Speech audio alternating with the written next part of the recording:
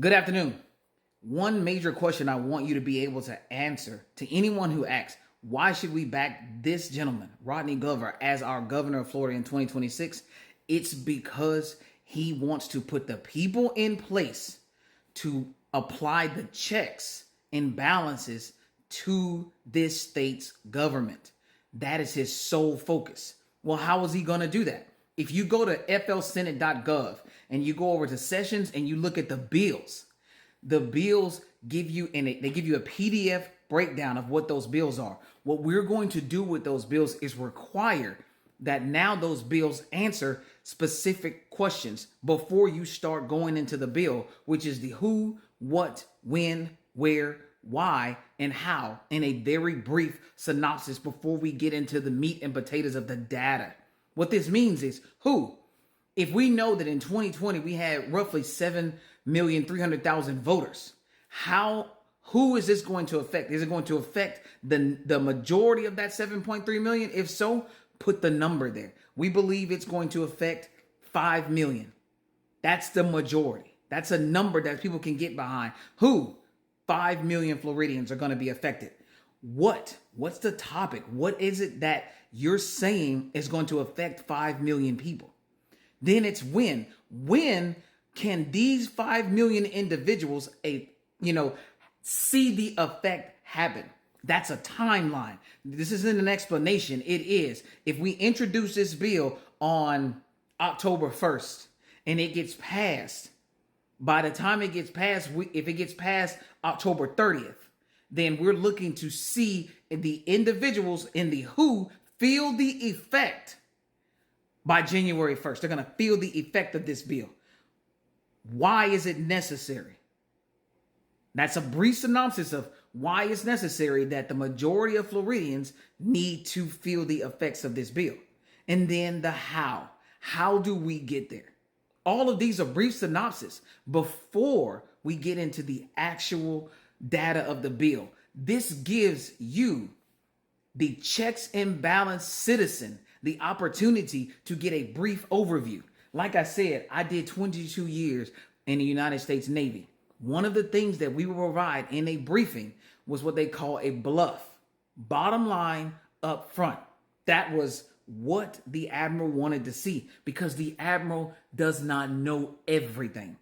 So when you start getting into the actual data, the admiral needs to know the overall picture so he can make a decision. So all that data that's comprised, give me an overall picture of if indeed what you're about to present to me is worth my time, or if I've already found out that, you know what, I'm not seeing this, so you need to go back to the drawing board and make this viable. This is what we have to put back in the hands of the citizens to pull control back into the citizens being able to apply healthy checks and balances to our state government structure.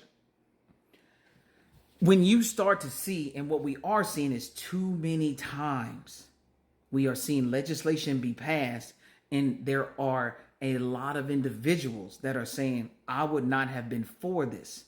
Well, if you go to flsenate.gov, there will not be a place to show that you were or were not for this. So while we go to implement a lot of this structure, the way we receive these bills is important. While we have to also create an area where we say, hey, we want our citizens who elected us to provide those checks and balances. There will be provisions made. You have to understand, if I campaign on creating a difference in how bills are brought in, and I get in office and I do not bring those bills into place, there is nothing that takes me out of that seat or says you lied about what you were campaigning on. And we can't hold you accountable. So we have to put people in those seats that are going to put in concrete legislation that keeps the will of the people ahead of the person. That keeps the will of the people ahead of the person. Our state government is a minority to the majority that brings forth these laws that govern our everyday lives. They are represented They are elected through representation by you and me. So it is imperative that we, as those elected individuals, give reverence to all of the individuals who put us in those seats by making sure that when we get checked, it's because you checked us. And when you ask for our balances, we provide those balances so that things are balanced out. So that now you have a government that you can actually not have doubt in if you do have doubt. Because you can say, hey, we have a governor in place that has put in legislation. Now it is our job to be held accountable because the government is still going to function. So if we as a body don't take charge of applying these checks and balances that he's put in place, then things are still going to go the way they're going to go.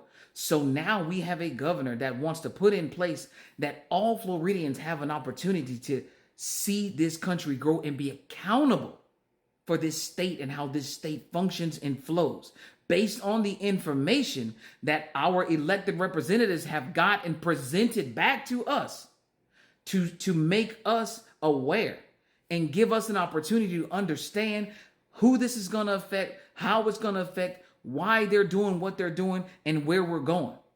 And we can get a brief synopsis of that right online so that we understand what's happening while we continue to educate ourselves going forward.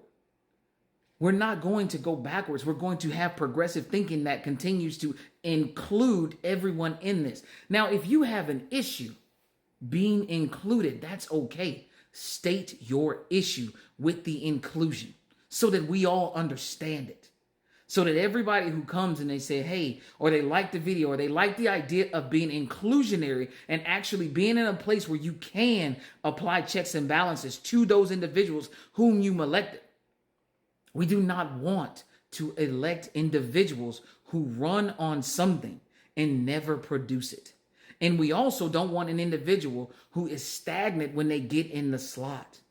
If you're going to give us those checks and balances, keep in mind, when I bring something up, 2/3 of that house can vote that down. Do not worry about that significantly, because the information for who those 2/3 of those individuals who said, we don't want to give that power to you to be able to do this as citizens who elected us. When it's time to vote again, vote them out and vote in individuals that are going to give you that power.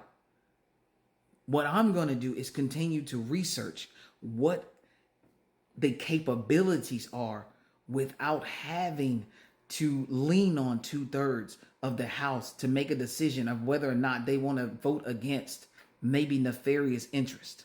Because we're seeing over the course of our lifetime, I'm 41 years old, millennial, over the course of my lifetime, I'm seeing that we've been asking for term limits at the federal level for quite a while. None of those individuals are going to vote against their own. And they have the vote. So it will take you putting an individual in that slot that's going to do that. And that's a mass project. That's a mass project. So let Florida take the lead on putting a governor at the head of their state that is going to employ its people to provide checks and balances back to the state and those individuals that they put in those representative positions. We're not just here to be citizens and just assume that the minority of individuals that go behind closed doors have our best interests at heart. Again, do not allow me to tell you that I'm doing something for you for your behalf, and you have no idea how that's going to affect you. That's absolutely ridiculous. And I will not do it. You will get the who, what, when, where, why, and how from me. Because it's important to me, because that is what I expect. And if I expect it, I should give exactly what I expect. You guys have a great day.